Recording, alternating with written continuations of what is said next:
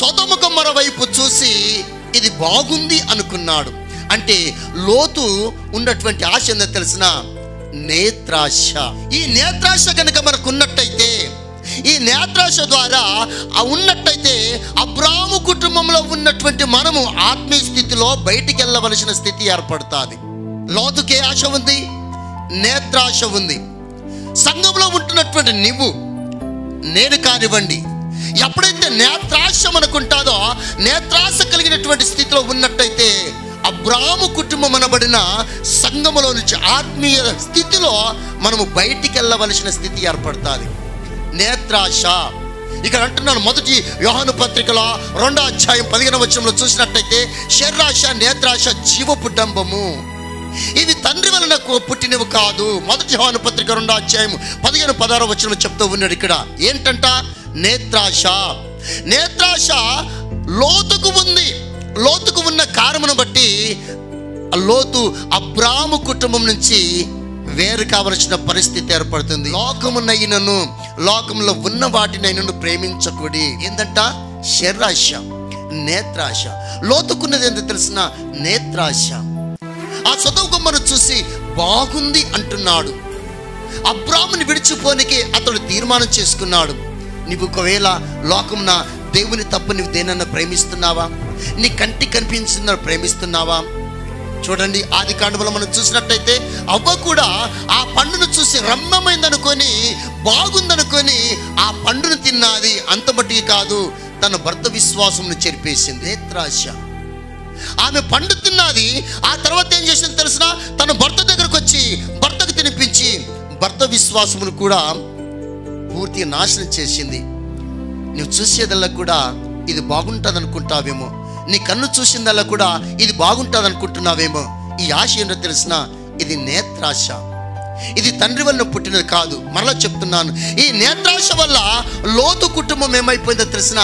పతనం అయిపోయింది. అంటే లోతు అనే మాటకు ముసుగు అన్నమాట. లోతు అనే మాటకు ముసుగు అన్నమాట. ముసుగు. ఈ ముసుగు చేసే పని పౌలు కొరింథీ సంఘానికి చెప్తున్నటువంటి మాట 2వ కొరింథీయులకు రాసిన పత్రిక 3వ అధ్యాయము 14వ వచనం నుంచి చూస్తే అక్కడ చెప్తున్నాడు, మరియు వారి మనసులు కఠినములాయను కనుక నేటి వరకు నువ్వు పాత నిబంధన చదువునప్పుడల్లా అది క్రీస్తునందు కొట్టివేయబడినని వారికి తేటపరచబడక ఆ ముసుకే నిలిచియున్నది అంటున్నాడు. ఇక్కడ ముసుగు ఏమిటి? ముసుగు దేనికి ఛాయ అంటే ధర్మశాస్త్రానికి ఛాయ. మనం అనుకుంటాం, స్తోత్రం, ధర్మశాస్త్రంలో ఉంది కదా, మనము కూడా దాన్ని చేద్దాం అనుకుంటాం. కొత్త నిబంధన ప్రకారము ధర్మశాస్త్రం చదివినప్పుడల్లా వారికి ముసుగే కనబడుతుంది. ముసుగు సత్యాన్ని చూడకుండా అడ్డుకు తగులుతూ ఉంటుంది. ఎలాగంటే యూదులందరూ కూడా ఇప్పుడు ఏం చేస్తున్నారంటే యేసుక్రీస్తు వారిని నమ్మరు. ఆయన వస్తాడంటే కూడా వారు నమ్మరు. ఆయన వస్తాడంటే కూడా నమ్మరు. అంటే యూదులకు ఉన్నటువంటి ఆ లోతు అనే మాటకు ముసుగు. అంటే తేటగా చూడని వాడు. అబ్రాముని ఎవరు పిలిచారు, అబ్రాముని ఎవరు దీవించారు, అబ్రాము ద్వారా నేను ఎంత దీవించబడ్డాను అని గుర్తెరగక ఆయన ముసుగులో ఉండిపోయాడు. ముసుగులు అనగా తేటగా చూడని స్థితిలో ఉన్నాడు. రూతేమో నయోమి ఎవరు, నయోమి బ్యాక్గ్రౌండ్ ఎవరు, ఏమిటి, ఆ దేశం యొక్క పరిస్థితి ఏమిటి, వారి దేవుని యొక్క స్థితి ఏమిటని గమనించింది కనుక నేను నీ ఇంటిని వచ్చినన్నది. అలాగనే లోతు సరే అని చెప్పాడు. కానీ అబ్రాము సావాసం నుంచి సొదొమకు వెళ్ళిపోయాడు.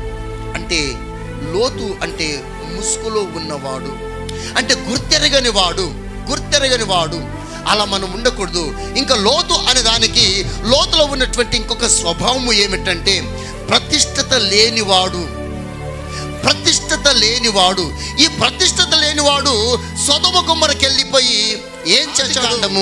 19వ అధ్యాయములో లోతు గురించి మరొకటి చూసినట్టయితే 19వ అధ్యాయము, నా ప్రభులారా దయచేసి మీ దాసుని ఇంటికి వచ్చి రాత్రి వెళ్ళబుచ్చి కాళ్ళు కడుక్కునుడి. మీరు పెందలకడ లేచి మీ త్రోవను వెళ్ళవచ్చును అనెను. అందుకు వారు అలాగూ కాదు, నడివీధిలో రాత్రి వెళ్ళబుచ్చేదమని చెప్పిరి. అయినను అతడు మిక్కిలి బలవంతము చేసినప్పుడు వారు అతని తట్టు తిరిగి అతని ఇంట ప్రవేశించిరి. అతడు వారికి విందు చేసి పొంగని రొట్టెలు కాల్చగా వారు భోజనము చేసిరి. వారు పండుకొనక ముందు ఆ పట్టణస్థులు అనగా సొదొమ మనుషులు, బాలులను, వృద్ధులను, ప్రజలందరూ నలుదిక్కుల నుండి కూడి వచ్చి ఆ ఇల్లును చుట్టువేసి, ఏ ఇల్లును? లోతు సొదొమ గొమొర్రా వెళ్ళిన తర్వాత ఆయన చక్కగా ఇల్లు కట్టుకున్నాడు. ఆయన ఇల్లు కట్టుకున్నాడు అంటే ఈ లోకంలో యాత్రికుడును పరదేశునని గుర్తెరగక సొదొమ గొమొర్రాలో ఉండి ఆయన ఏం చేశాడంటే ఆయనకు చక్కగా ఇల్లు కట్టుకొని వారికి ఆతిథ్యం ఇచ్చాడు. 18వ అధ్యాయంలో కూడా మనం చూస్తే అబ్రాము కూడా ఆతిథ్యం ఇచ్చిన మాట నిజమే, కానీ లోతుకున్నట్టుగా ఆయన ఇల్లు కట్టుకునలేదు. ఆయన గుడారవాసిగా జీవించాడు. అబ్రామేమో గుడారవాసిగా జీవించాడు. అబ్రాము దగ్గర కూడా దేవదూతలు వచ్చారు. అబ్రాము దగ్గరికి దేవదూతలు వచ్చినప్పుడు పరిగెత్తుకుని వెళ్ళి వారికి నమస్కారం చేసి వారికి ఆతిథ్యం ఇచ్చి చెట్టు కింద కూర్చునబెట్టి వారికి భోజనము పెట్టేసేసి వారికి కావలసినటువంటి అతిథి మర్యాద చేసిన తర్వాత వారిని సాగనంపాడు. దీవించబడ్డ తర్వాత లోతు కూడా వారికి ఆతిథ్యం ఇచ్చాడు. లోతు ఎక్కడ వారికి ఆతిథ్యం ఇచ్చాడంటే లోతు ఇంటిలో ఆతిథ్యం ఇచ్చాడు. అబ్రాము ఆతిథ్యం ఎక్కడ ఇచ్చాడంటే గుడారములో ఉండి చెట్టు కింద ఆతిథ్యం ఇచ్చాడు. గమనించండి, అబ్రాము ఒక ఇల్లు కట్టుకునలేదు, కానీ దీవించబడ్డాడు. లోతు తనకంటూ ఒక ఇల్లు కట్టుకున్నాడు. ఎక్కడ కట్టుకున్నాడంటే సొదొమ గొమొర్రా పట్టణములో ఇల్లు కట్టుకున్నాడు. సొదొమ గొమొర్రా పట్టణం నాశనం అవుతుందని గుర్తెరగక అక్కడ ఆయన సుఖ విలాసములు చేస్తూ, అందుకే అబ్రాము కుటుంబంలో తేరావు లేడు. అబ్రాము యొక్క కుటుంబంలో లోతు కూడా ఉండకూడదు.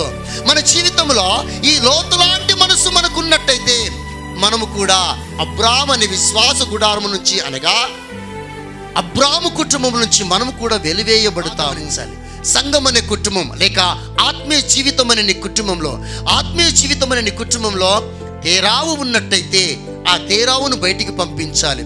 ఒకవేళ లోతు ఉన్నట్టయితే లోతు నీకు అంతరాయంగా ఉంటాడు కాబట్టి లోతును కూడా బయటికి పంపించాలి.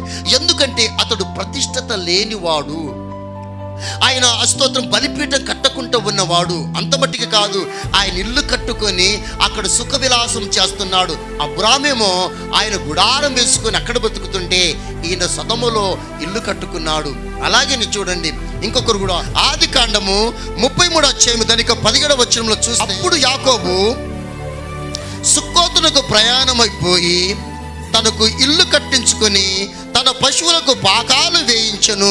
అందుచేత ఆ చోటికి సుక్కోతు అను పేరు పెట్టబడను. చూసినట్టయితే యాకోబు కూడా ఏం చేశాడంట, ఆయన కూడా ఇల్లు కట్టుకున్నాడు. ఇల్లు కట్టుకొని అక్కడ పశువులకు పాకలు వేసి ఇక ఉందాము స్థిరపడదాం అనుకున్నాడు. 34వ అధ్యాయంకి వచ్చే వరకల్లా ఎంత ప్రమాదం జరిగింది. యాకోబు యొక్క కూతురు వేరే గ్రామాన్ని చూడడానికి వెళ్ళి అక్కడ నవ్వుల పాలైపోయింది. దేవుడు అనుమతించని చోట మనం ఉన్నట్టయితే నవ్వుల పాలవుతాం. ఇక్కడ లోతు సొదొమ గొమొర్రాలో ఉన్నాడు. అందుకే సొదొమ గొమొర్రా నాశనం అయ్యేటప్పుడు స్తోత్రములు లోతును రక్షించిన మాట నిజమే, కానీ తనకున్నదంతా కూడా నశించిపోయి ఉన్నది. అందుకని ప్రతిష్టత లేని బ్రతుకు మనం ఉండకూడదు. మనకు ఒక ప్రతిష్టత కలిగినటువంటి బ్రతుకు. మనం ఒక నిబంధన ప్రజలు. ఇక్కడ ఉన్నటువంటి ఎవరో తెలిసినా మీరు ఒక నిబంధన ప్రజలు. ఎవరితో నిబంధన తెలిసినా దేవునితో ఒక ఒడంబడిక చేసినాము. ఒక నిబంధన ప్రజలు. ఇక్కడ ఉన్న వారందరూ కూడా దేవునితో ఒక నిబంధన కలిగిన వారు కలవారం అయి ఉన్నాము. దేవుని నామానికి మహిమ కలుగును గాక. యాకోబు ఈ 33:17లో సుక్కోతులో ఇల్లు కట్టుకున్నాడు. 34వ అధ్యాయం వచ్చే వరకల్లా ఆయన కుటుంబం బాధపడవలసిన స్థితి ఏర్పడ్డది. లోతు అంటే ఆయనకు స్తోత్రం ప్రతిష్టత లేనివాడు, అంటే గురి లేనివాడు. ఇంకా లోతు గురించి చెప్పాలంటే అతడు ఏందో తెలిసిన స్వయం అంటే తన యొక్క ఉద్దేశమును నెరవేర్చుకునేవాడు. ఆదికాండం 19వ అధ్యాయంలో చూస్తే అబ్రాహాము దగ్గరికి ఈ దూతలు వచ్చారు కదా. ఈ దూతలు స్తోత్రం సొదొమ గొమొర్రా నాశనం అవుతారని చెప్పినప్పుడు లోతు ఆ దేవదూతలతో పాటు వెళ్ళేటప్పుడు దేవదూతలకే సలహా చెప్పి ఉన్నాడు. ఏందో తెలిసిన స్వయం, అయ్యా నేను స్వయానికి వెళ్ళలేకపోతున్నాను, ఇదిగో ఆ కనిపించే పర్వతం మీదకి వెళ్తాను, దయచేసి అక్కడ నన్ను వెళ్ళుటకు మీరు ఆజ్ఞాపించండి. అంటే దేవుడు లోతును తప్పించాలని చూస్తే లోతు దేవునికి సలహా ఇస్తున్నాడు. మనం కూడా కొన్ని సందర్భంలో మనకిష్టమైనది చేసి అట్ట కాదు ప్రభువా అంటాం, ఇది కాదు ప్రభువా అంటాం. అంటే మన ఉద్దేశం నెరవేర్చుకునే ఆలోచన తపనతోటి మనం ఏం చేస్తామంటే అది కాదు అంటాం. లోతు కూడా ఏం చేస్తున్నాడు తెలిసిన సలహా ఇస్తున్నాడు, అట్ట కాదు, అది కాదు ప్రభులారా, నేను ఇక్కడికి వెళ్తానంటున్నాడు. ఎక్కడికి? సోయారికి వెళ్ళవలసిన, ఎక్కడికి? పర్వతంలోకి వెళ్తానంటున్నాడు. ఆ పర్వతం దగ్గర కాబట్టి అక్కడికి, ఆ సోయారికి వెళ్తానంటున్నాడు. సరే, దేవునికి సలహా ఇచ్చే వారికి మనం ఉండకూడదు.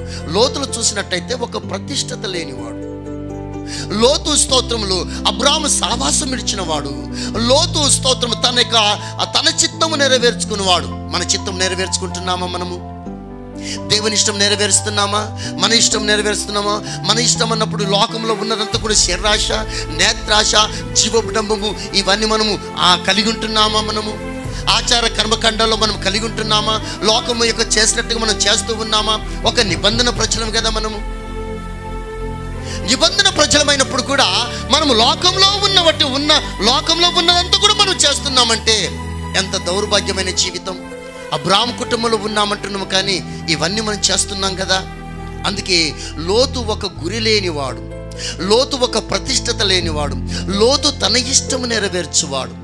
అందుకే ఇప్పుడు అబ్రాహాము కుటుంబం నుంచి ఎవరు వెళ్ళిపోయారంటే లోతును కూడా దేవుడు తీసేశాడు. లోతును కూడా దేవుడు తీసేశాడు. మొదట తేరావును తీసేశాడు, రెండవది లోతు కూడా ఉండకూడదు కాబట్టి లోతును కూడా దేవుడు తీసేశాడు. నేత్రాశ గలవాడు. ఈ నేత్రాశ ఎంత ప్రమాదం చూడండి. దావీదును మనం చూసినట్టయితే నేత్రాశ కలిగిన వాడు. ఒకసారి నేత్రాశ కలిగి రాజ్యానికి పోగొట్టుకునేటంత స్థితి ఏర్పడ్డ జీవితంలో ప్రతిష్టత లేని జీవితం ఉండకూడదు, నేత్రాశ జీవితం ఉండకూడదు. ఇలాంటి జీవితము అబ్రాహాము కుటుంబం నుంచి మనం ఏం చేస్తుందంటే వేరుపరుస్తూ మన కుటుంబంలో ఉండకూడదో చెప్తున్నాను. దేవుని నామానికి మహిమ కలుగును గాక. నీ కుటుంబంలో లాంటి గుణలక్షణం ఉన్నట్టుగా నీ కుటుంబం నుంచి బయటికి వెళ్ళిపోవాలి. తేరావు లాంటి మనసు. రెండవది లోతు లాంటి మనసు నీలో నాలో ఉండకూడదు, మన కుటుంబంలో ఉన్నట్టయితే దేవుడు బయటికి తీసేస్తాడు.